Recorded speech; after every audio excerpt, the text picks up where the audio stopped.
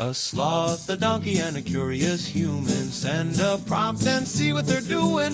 One hits record with a question on his mind. Two brothers pick it up, see what they find. Corn takes his time, Herman's got the facts. Back and forth, they never hold back. My weird prompts, come on in, that's where we begin. My weird prompts, glad you're here. This episode was generated using artificial intelligence. Please verify facts. Hey everyone, welcome back to my Weird Prompts. I am Corn, and I am joined as always by my brother Herman. Herman Poppleberry here and ready to dive in. It is great to be back in the chairs today. Our housemate Daniel sent us a prompt this morning that actually feels quite relevant to our current situation here in Jerusalem, but it is a concept that applies pretty much anywhere you might be living. It really does.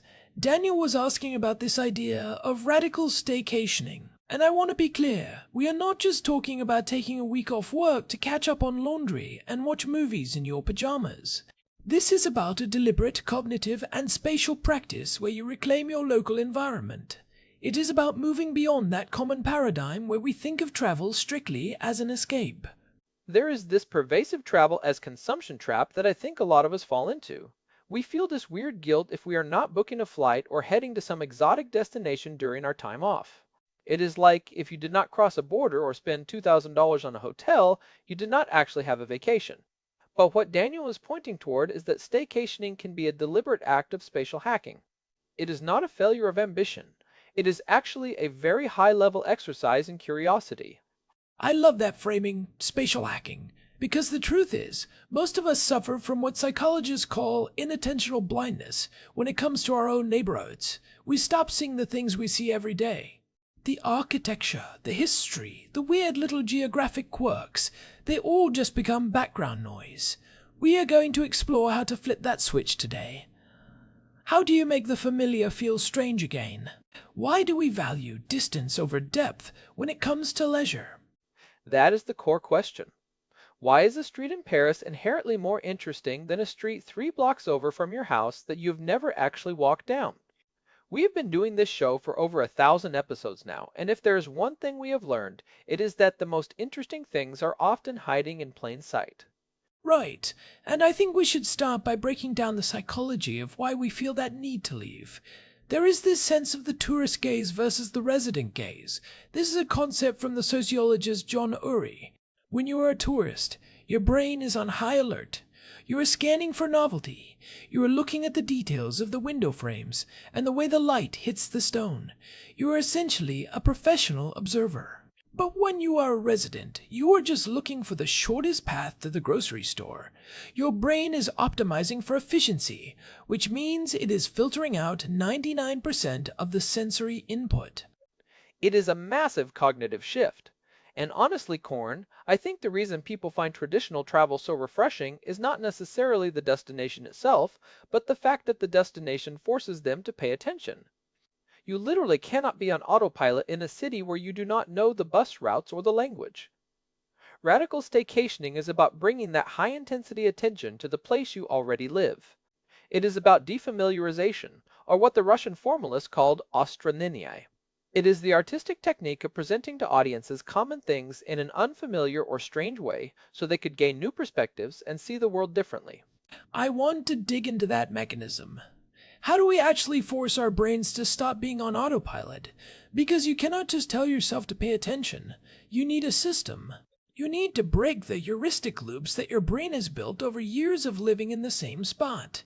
Well, one technique that I find fascinating is what is often called the flaneur method, but updated for the 21st century. Historically, the flaneur was this figure in 19th century Paris, famously described by Baudelaire and later Walter Benjamin, who would just wander the streets, observing society without a specific destination. But for a radical staycation, you can use things like randomized walking algorithms or geographic information system mapping tools, what we call GIS. Explain that a bit more. How does a GIS tool help me enjoy my neighborhood? Think about it this way. Most of us interact with our cities through a very narrow set of nodes. Home, work, the gym, the store, we follow the same 3 or 4 lines on the map every single day. If you use a GIS tool or even just a historical archive of your city, like the Sanborn Fire Insurance maps in the United States or the municipal archives here in Jerusalem, you can start to see the layers. You might find that your neighborhood was built over an old orchard, or that there is a hidden waterway that was covered up in the 1950s. Once you have that data, your walk to the store is no longer a chore. It is a walk through a historical site. You are looking for the remnants of that orchard. You are looking for the way the road dips where the water used to be. You are essentially becoming a local archaeologist of the present. That is such a good point. It transforms the environment from a static backdrop into a dynamic puzzle. I think back to when we were kids. Everything felt like an exploration because we did not have those set patterns yet.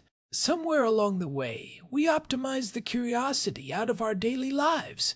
We traded wonder for convenience. We did. We optimized for efficiency, which is the enemy of exploration. Radical staycationing requires you to be intentionally inefficient. It is about taking the long way, but with a specific lens. One of the things that really hits the cognitive load of traditional travel is the friction.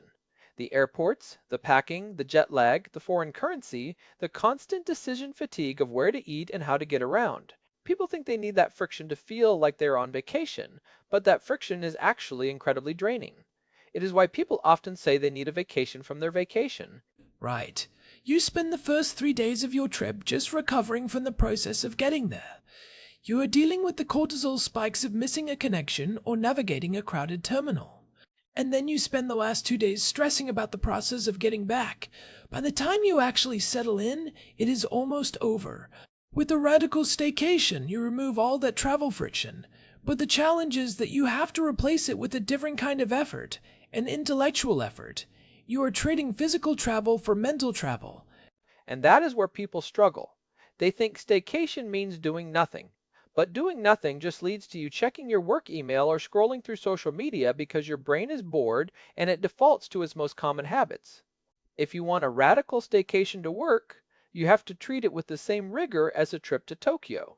You have to have a syllabus. You have to have goals. You have to have a sense of departure even if you never leave your zip code. I like that idea of a local syllabus. We talked about something similar back in episode 574 when we were discussing how a change in destination can change your life. But here, the destination is the same, and the change has to happen entirely within your own perspective. It is perspective through proximity. It is about realizing that the depth of a place is infinite. You could live on one block for 80 years and still not know everything about it. And let us talk about the hedonic treadmill for a second, because this is a key piece of the research. Studies in positive psychology show that the novelty of a new environment typically wears off within 7 to 10 days. That is why most vacations are about that length.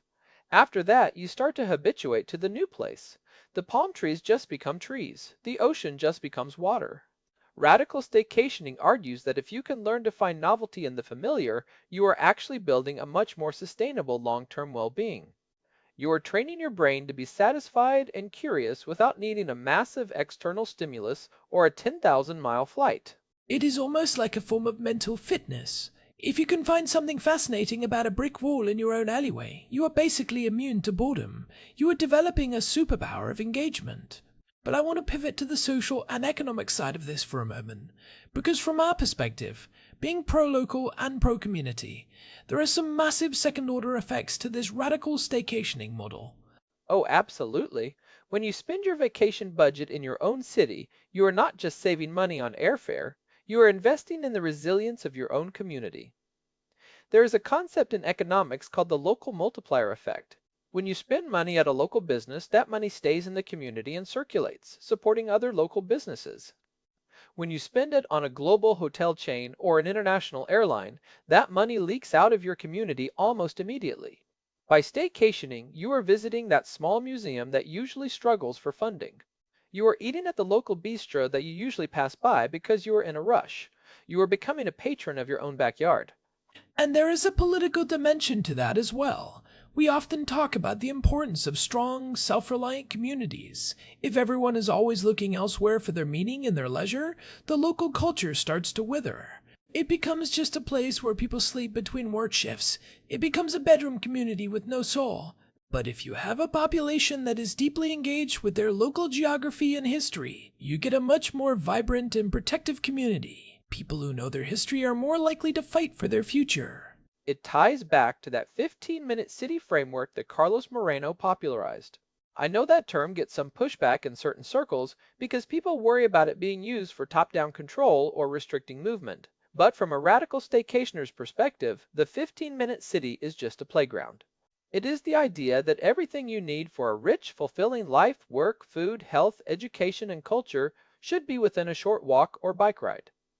When you stop viewing your neighborhood as a place you are stuck in and start viewing it as a rich ecosystem that you have not fully mapped yet, your whole relationship with urbanism changes. We covered some of those urbanism frustrations in episode 504, and also back in episode 499 when we compared Vienna and Jerusalem. The structure of the city really is the stage for your staycation. If your city is built only for cars, radical staycationing is a lot harder because the environment is hostile to the observer. But that is where the radical part comes in. You have to find the cracks in the pavement. You have to find the pedestrian paths that the city planners forgot about. You have to engage in what Guy Debord called psychogeography, the study of the precise laws and specific effects of the geographical environment on the emotions and behavior of individuals. It is about reclaiming the third place. Traditionally, sociologists like Ray Oldenburg talk about the three places. You have the first place, which is home, and the second place, which is work. The third place is the social environment, the cafes, the parks, the libraries, the places where community happens. A lot of people feel like their home is just a chore hub. It is where the dishes are, where the bills are, where the broken faucet is.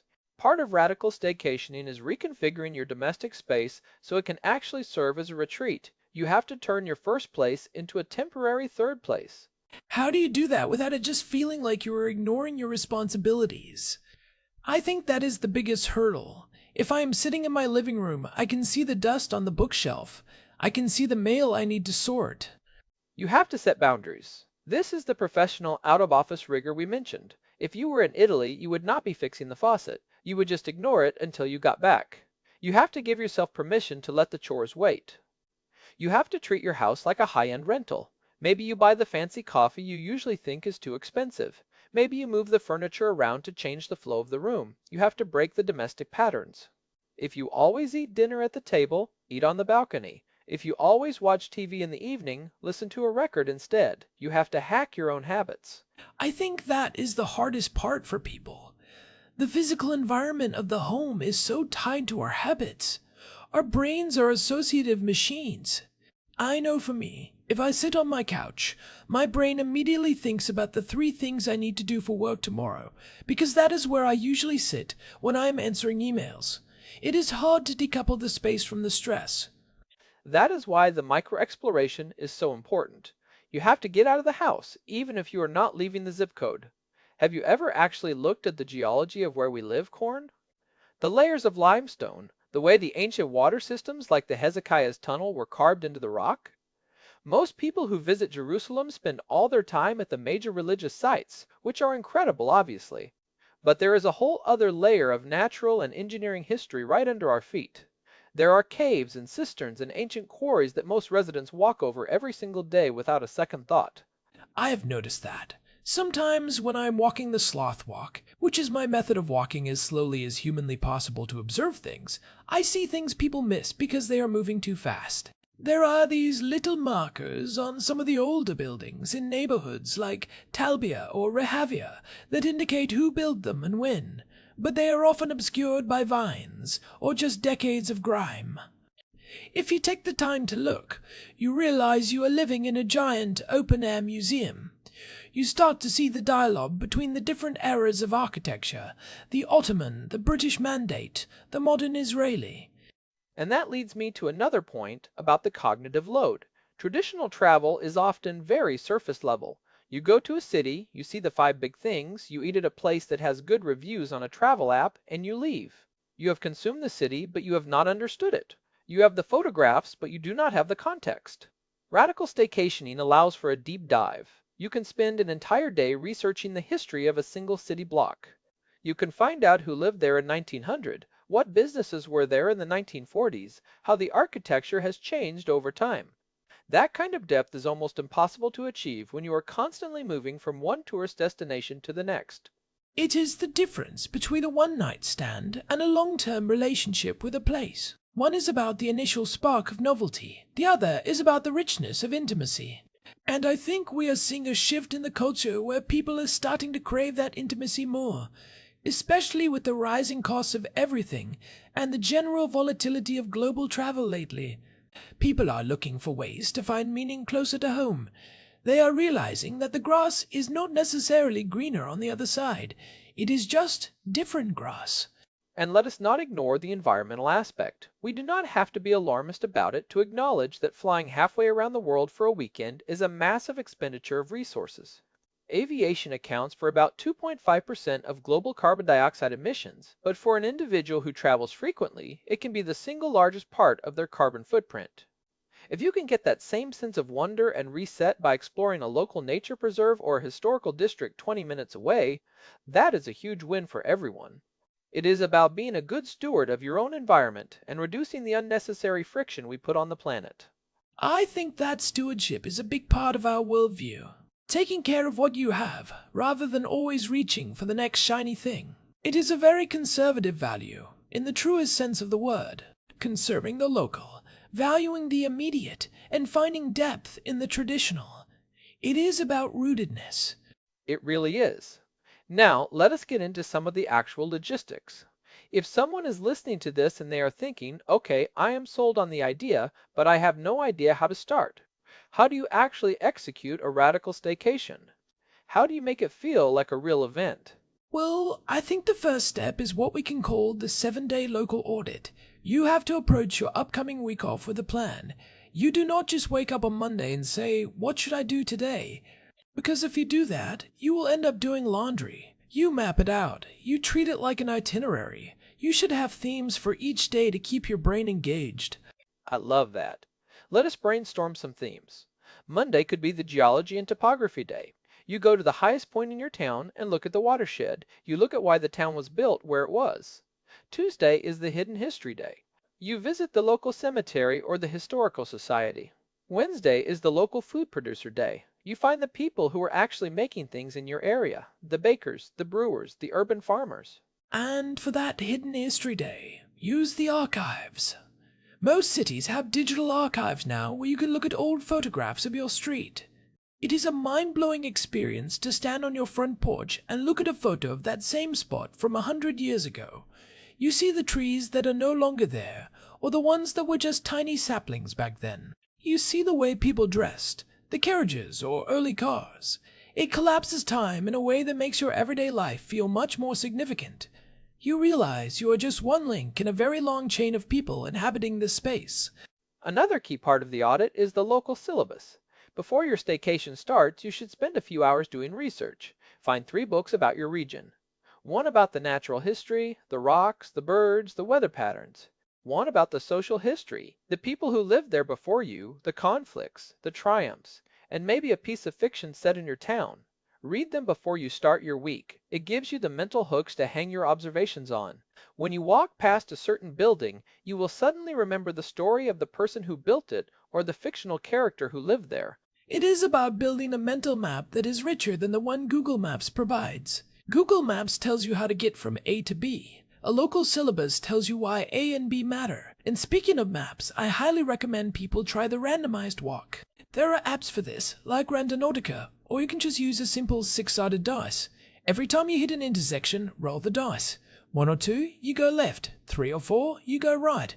5 or 6, you go straight.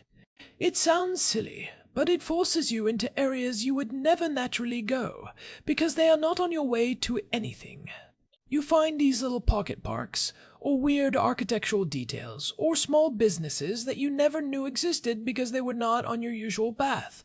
It is the Flaner method in action. It is about breaking the tyranny of the destination. Usually when we walk, we are walking to something. We are in a state of transit. With a radical staycation, the walking itself is the thing.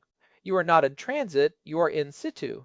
You are just an observer. You are a ghost in your own city. And let us talk about the home as the third place again. During this week, you have to change the rules of your house. This is vital. If you do not change the rules, you will not change your mindset. Maybe you decide that the kitchen is a cafe this week. You stock up on the best ingredients, you put on specific music, and you do not use the kitchen for anything other than preparing those special meals. No quick bowls of cereal over the sink while looking at your phone. You sit down, you light a candle, you make it an event. You are trying to create an atmosphere that is distinct from your daily life. That is such a crucial point. It is all about the atmosphere. If you stay in the same atmosphere, you will stay in the same mindset. You have to hack your senses. Use different scents, maybe a specific incense or candle you only use during your staycation. Use different lighting, lamps instead of overhead lights. Use different sounds. It sounds like small stuff, but it has a huge impact on how your brain processes the space. You are trying to trigger that novelty response in your amygdala. I want to address the guilt factor that Daniel mentioned. People feel like staycationing is an irresponsible waste of money because they are not getting a tangible return on their investment, or they feel it is a sign of laziness. But if you are doing it this way, it is the opposite of lazy. It is an active intellectual pursuit. It requires more creativity and effort than just sitting on a beach in a resort. And as for the money, you are not wasting it, you are reallocating it. Instead of giving it to an airline, you are giving it to yourself and your community. That is a much better investment in my book. It is also a way to build what I call local capital. When you know the history of your area, when you know the local business owners, when you understand the geography, you are more invested in the place. You become a better citizen. You are more likely to care about local issues because you actually understand the context. You are not just a consumer of services, you are a participant in a living history. It is the opposite of being a globalist tourist who just skims the surface of a dozen different cultures without ever truly belonging to any of them. That is a powerful distinction. Belonging versus consuming. Traditional travel is often about consuming an experience, taking the photo, eating the meal, and moving on. Radical staycationing is about deepening your sense of belonging. It is about realizing that you do not need to go to the other side of the world to find something worth looking at. The world is infinitely dense with information and beauty, no matter where you are. You just have to have the eyes to see it. You have to cultivate the resident gaze. I think about that a lot when I am looking at the hills around Jerusalem. You can see the thousands of years of human struggle and triumph written into the terraces and the stone walls. You can see the way the light changes on the Jerusalem stone at sunset, turning everything gold. It is all right there. But if you are just thinking about the traffic or the heat or your to-do list, you miss it. Radical staycationing is a way to reclaim that wonder. It is a way to fall back in love with your life. It really is. And it is something we can all do, regardless of our budget or our ability to travel. It is a democratic form of exploration. You do not need a passport or a plane ticket. You just need a sense of curiosity and a willingness to look at the familiar with fresh eyes. It is about finding the extraordinary in the ordinary. So, what are the practical takeaways for our listeners?